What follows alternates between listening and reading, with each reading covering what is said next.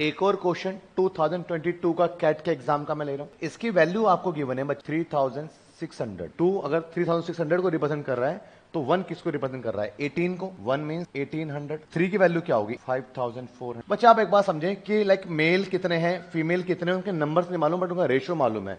तो मैं अज्यूम कर सकता हूं ये 5x है एंड ये 4x। तो उस विलेज में मेल कितने हैं? 5x। तो 5x मेल में से कितने मेल पढ़े लिखे हैं? 3600।